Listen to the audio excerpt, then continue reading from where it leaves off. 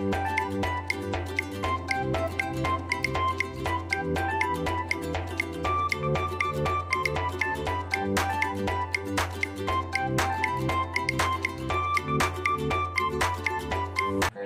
yang dimuliakan Allah Subhanahu wa Ta'ala. Tak bisa pegang nih hatinya.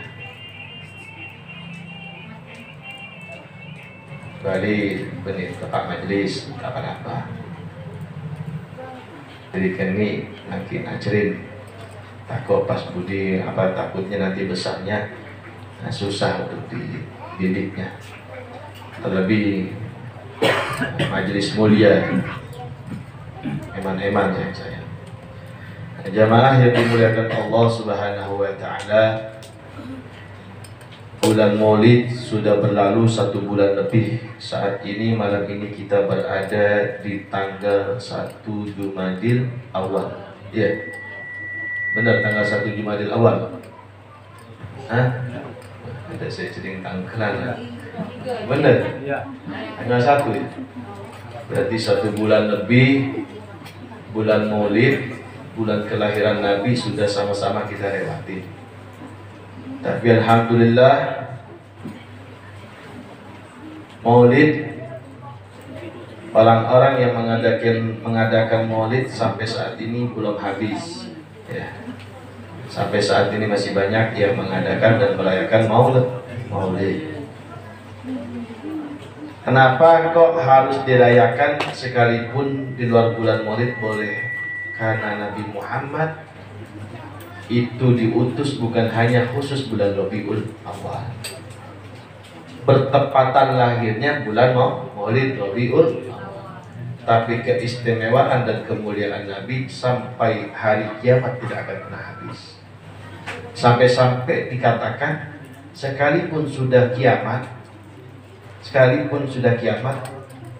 kemuliaan dan keistimewaannya Nabi Muhammad tidak akan pernah selesai untuk diceritakan. Maka dalam kitab Maulid ini Habib Ali mengatakan bima tadiku an kitabatihi butunul awrad kana sallallahu alaihi wasallam ahsanan nasi bima tadiku.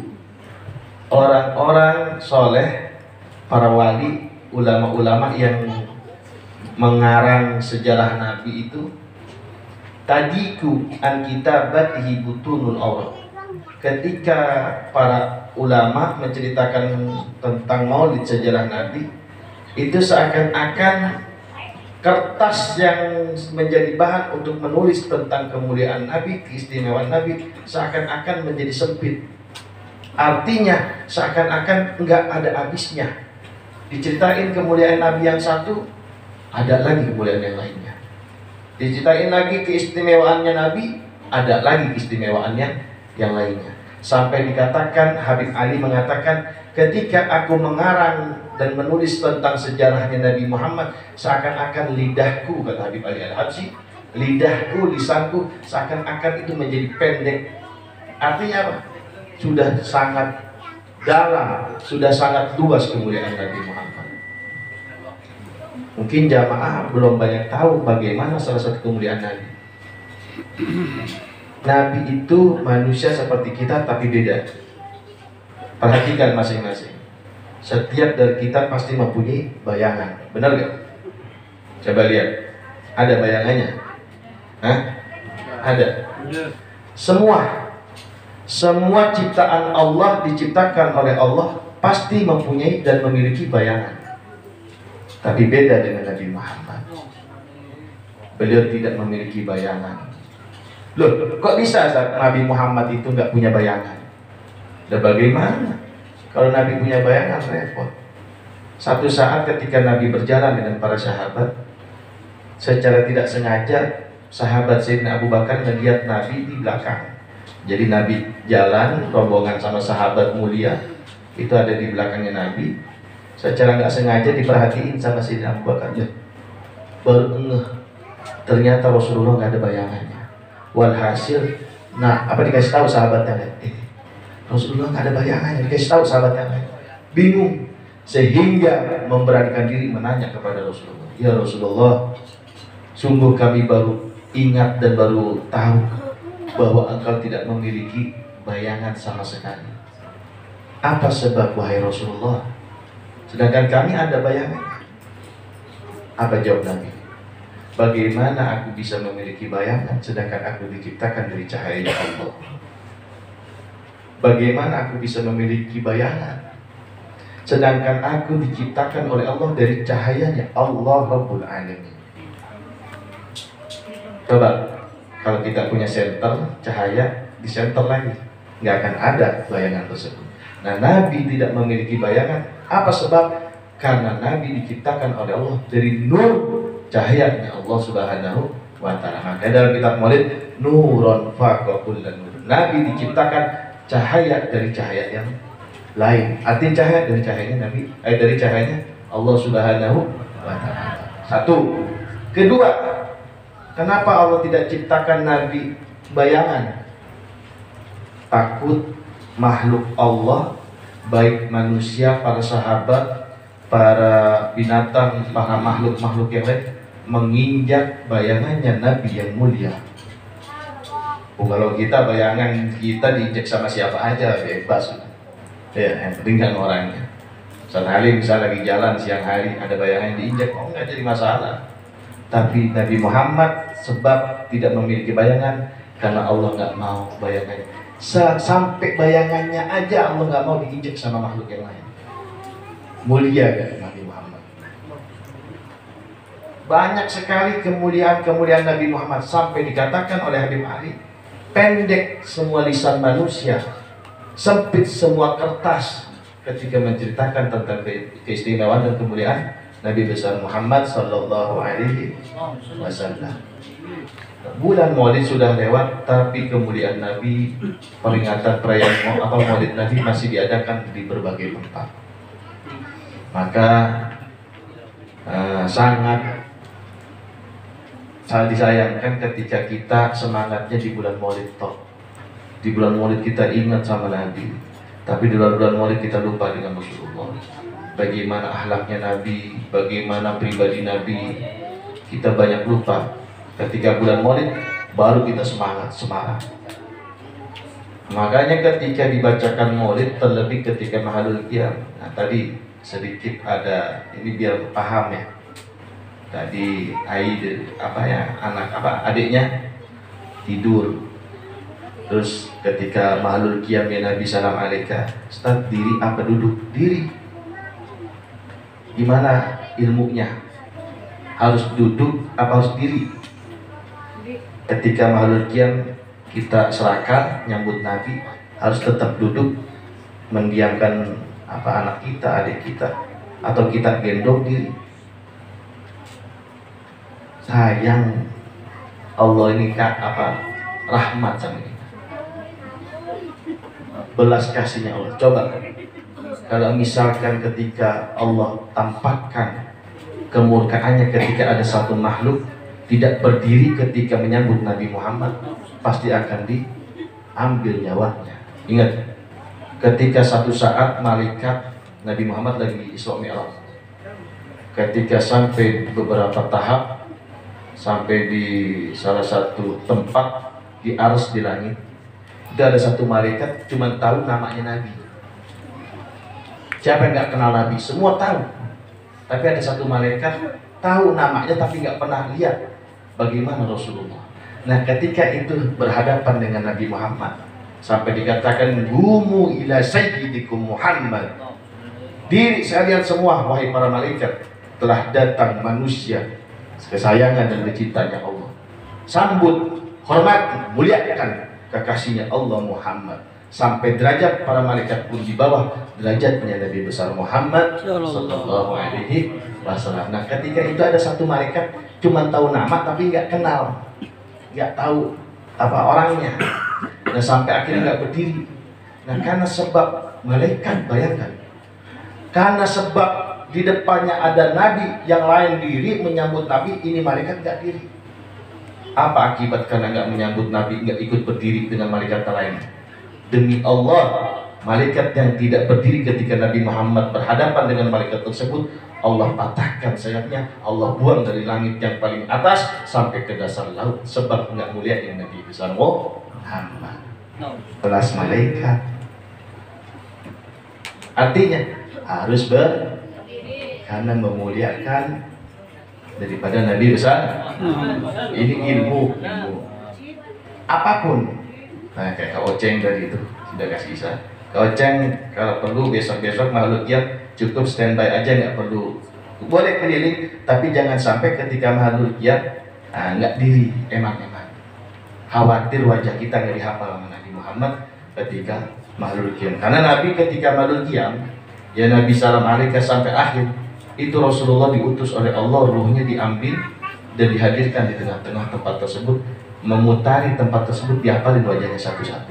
Maka orang yang sering hadir maulid tenang. Orang yang sering hadir majlis tenang. Kan setiap dia hadir majlis, setiap dia baca maulid, setiap dia ya Nabi salam alaika, Rasulullah hadir menghafalkan muka kita satu-satu. Nanti di hari kiamat Rasulullah udah nggak asing lagi sama kita. Hafal Ustadz Halim. Atau di dunia sering menyambutku ketika ya Nabi salam alaika. Oh imam, kan pun jarang-jarang nggak. Yang rajin imam ya. Harus istiqamah yang rajin ya hadir majlis. Nah masih banyak kemuliaan Nabi yang lainnya, keistimewaan Nabi yang lainnya. Sempat itu dikatakan dalam riwayat kurang lebih 405 orang. Coba bayangin, 405 orang ketika berjalan sama Nabi Muhammad. Itu semua persediaan sudah disiapin, tengah-tengah jalan habis. Semua makanan habis, air cuma sisa semangkok. Sedangkan Rasulullah dan sahabat tadi haus. Masih ada air nggak? Masih ada ya Rasulullah. Sisa berapa? Tinggal semangkok ya Rasulullah. Dikasih. Dibawa di hadapan Nabi, mangkoknya kecil sampai dikatakan dalam hadis itu, mangkok tersebut ketika tangannya Nabi dimasukin itu sempit. Berarti mangkoknya lebih sempit dari mangkok yang kita punya di dapur ya. Mangkoknya lebih kecil, itu tangan Nabi kalau dimasukin seakan-akan nggak bisa masuk, tapi dipaksa sama Nabi. Dan bayangin, mangkok kecil, sisa air tinggal semangkok-mangkoknya. 405 para sahabat itu perlu minum haus, tangan Nabi dimasukin. Pas ketika dimasukin, itu keluar air dari jari jemarinya Rasulullah. Ma bainal asabi bil muyahil bariyah.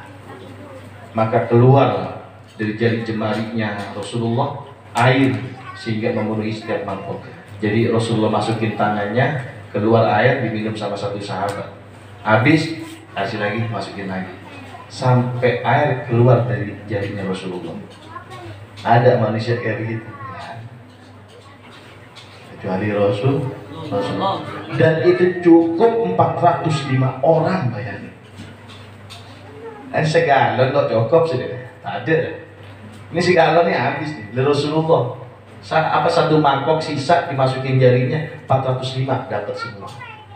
Allahumma sholli ala sayyidina Muhammad. Inilah kemuliaan Nabi besar Muhammad sallallahu alaihi wasallam. Dan yang paling tinggi sifatnya Nabi Muhammad, keistimewaan Nabi Muhammad yang paling tinggi. Ini diingat-ingat nih. Ya kalau lagi di rumah mau tidur ingat lagi. Kalau lagi ngapain ingat lagi. Paling tinggi kemuliaan dan sifat Nabi Muhammad, sifat terpuji Nabi Muhammad paling tinggi cuma satu. Apa sifat tersebut?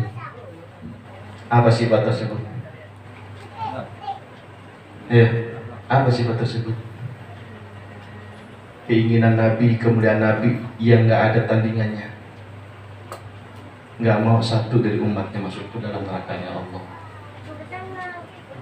Nabi siang malam itu mikirin umatnya, nggak pernah mikirin keluarganya.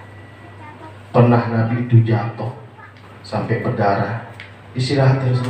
Agama ini harus sampai kepada umat. Nabi itu nggak pernah memikirkan, jangankan keluarga, dirinya sendiri nggak pernah dipikirkan oleh Rasulullah. Yang dipikirkan umatku. Maka yang paling membuat Nabi senang ketika ada umatnya, ketika semua umatnya masuk ke dalam surga Allah. Dan Nabi nggak pernah mau sekali waktu untuk membiarkan umatnya masuk dalam api neraka. Dalam kitab Usburiyah, nanti setelah hari kiamat semuanya udah selesai, udah hancur, udah nggak ada kehidupan, semua yang amal baik surga tempatnya, amal dosa, amal buruk neraka.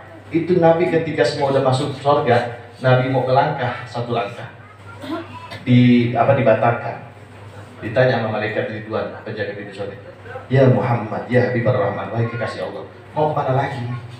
Aku masih penasaran, aku pengen lihat, takut masih ada sisa satu umatku di dalam api neraka. Enggak ada ya Rasulullah, udah nggak ada, udah semuanya masuk dalam surganya Allah. Karena engkau ingin umatmu semua masuk surga, sehingga Allah masukkan semuanya dalam surganya Allah. Tapi Nabi Muhammad nggak tinggal diam, Nabi Muhammad tinggalkan surga. Nabi Muhammad menuju ke neraka. Sampai di pintu neraka ada malaikat Malik, izinkan aku untuk masuk dalam api neraka. Bukan minta tolong, Malik, wahai malaikat Allah, Malik, cari umat saya. Enggak. Segitu udah dikasih tahu sama malaikat Malik, ya Rasulullah, biar saya masuk. Nggak pakai Rasulullah langsung masuk dalam api neraka, dicari. Sehingga ada sisa satu dari umat Nabi nanti ketika semua selesai nggak ada kehidupan, masih ada di dalam api neraka. Siapa umat tersebut, orang tersebut? Orang yang selama hidupnya melazimkan, mendawamkan istiqomah baca ya Hanan, ya Manan, ya Qadim al-Ihsan, Ikmal Yad bil Ghufran. Siapa orang yang melazimkan istiqomah baca amalan tersebut, nanti akan diselamatkan oleh Nabi Muhammad, sekalipun dia termasuk orang paling terakhir. Cuman mudah-mudahan nggak termasuk kita ngamalin. Oh berarti kalau gua ngamalin ntar kok orang paling terakhir keluar dari neraka yang diambil amalan. Jangan. Insya Allah kalau kita amalkan, kita lazimkan, jangankan api neraka sedikit pun nggak akan menyentuh kulit kita. Amin ya rabbal alamin. Itulah kemuliaan Nabi besar Muhammad sallallahu alaihi wasallam. Sifat keinginan, kemauan yang kuat dari Nabi besar Muhammad hanya satu, ingin semua umatnya masuk ke dalam surganya Allah Subhanahu wa ta'ala. Maka ayo sama-sama kita adanya majelis ini bukan hanya sekedar kumpul, bukan hanya sekedar satu tempat pindah tempat lain, tapi bawa Nabi Muhammad ke dalam rumah tangga kita, ke keluarga kita, bagaimana akhlaknya Nabi, bagaimana sehari-harinya Nabi, bagaimana Nabi Muhammad dengan istrinya, dengan anaknya, dengan tetangga-tetangganya. Jangan sampai sudah kita nggak bisa menyenangkan, jangan sampai kita menyakiti hati Nabi besar Muhammad sallallahu alaihi wasallam. Para aulia, orang-orang soleh datang menghadap Nabi Muhammad bi a'malis sholihin, dengan amal-amal soleh. Jangan sampai kita datang ke hadapan Nabi Muhammad la tusawwidi wajhi bi syarri a'malikum, jangan kau coreng hitam wajahku, kata Nabi Muhammad, dengan amal-amal buruk kalian. Yang belum sholat ayo sholat, yang belum sholat ayo sholat. Ingat, satu kali sholat ditinggalkan namanya taruh di pintu neraka. Kalau misalkan ada itu kita tinggal sholat, penuh udah pintu neraka sama nama kita. Nauzubillah. Kata siapa Ustaz? Ya ada, dijelasin. Gak mungkin gak ada penjelasannya. Mudah-mudahan Allah berikan kekuatan kepada kita, keluarga kita, tetangga kita, saudara kita, anak kita, keturunan kita semuanya untuk bisa melaksanakan taat ibadah kepada Allah Subhanahu wa ta'ala, agar mudah-mudahan Allah tambahkan rasa cinta kita kepada Nabi besar Muhammad sallallahu alaihi wasallam. Kita setiap majelis, setiap malam Rabu berkumpul bersolawat kepada Nabi, memuji Nabi, menyanjung Nabi, memuliakan Nabi. Mudah-mudahan kita kumpul di dunia mengingat Rasulullah. Mudah-mudahan nanti di yaumil qiyamah Allah kumpulkan kita bersama Nabi besar Muhammad, sehingga tangan kita diambil dan dipegang oleh Nabi, sehingga kita mendapatkan syafaat dari Rasulullah. Amin ya rabbal alamin. Kita tutup dengan doa, mudah-mudahan perkumpulan kita, majelis kita selalu dipenuhi dengan keberkahan dari Allah Subhanahu wa ta'ala.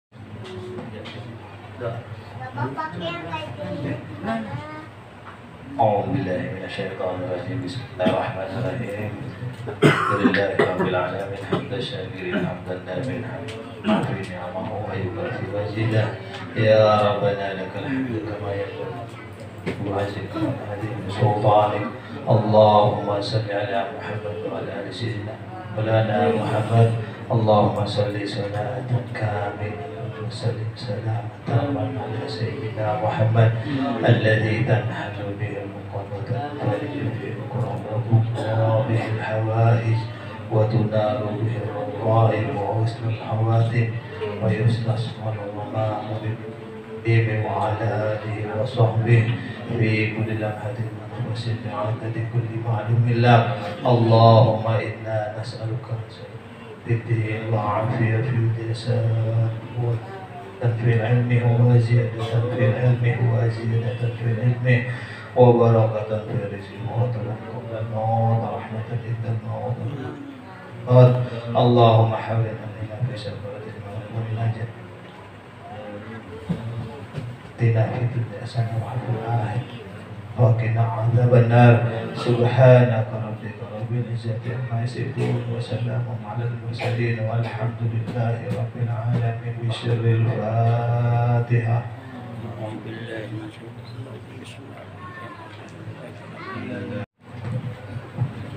يا ربنا يا كريم ارحمنا يا ارحم الراحمين ارحمنا يا ارحم الراحمين ارحمنا يا ارحم الراحمين وارحم الراحمين. اللهم اغفر لأمة محمد، اللهم ارحم لأمة محمد، اللهم استر لأمة محمد، اللهم اغفر لأمة محمد، اللهم اصلح لأمة محمد، اللهم انصر لأمة محمد، اللهم عافي لأمة محمد. اللهم ارحم لأمة سيدنا مولانا محمد رحمة أمة يا رب العالمين. اللهم اغفر لأمة سيدنا مولانا محمد مغفرة أمة يا رب العالمين. اللهم فرج عن أمة سيدنا ومولانا محمد فرجا عاجلا يا رب العالمين.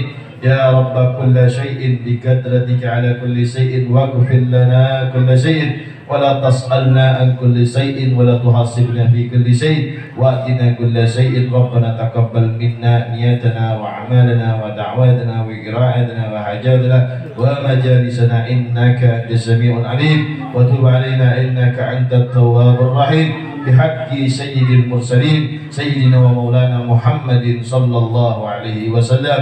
دعواهم سبحانك اللهم وتحيتهم فيها سلام وآخر دعوانا الحمد لله رب العالمين. Demikian jazakallah. Assalamualaikum warahmatullahi wabarakatuh.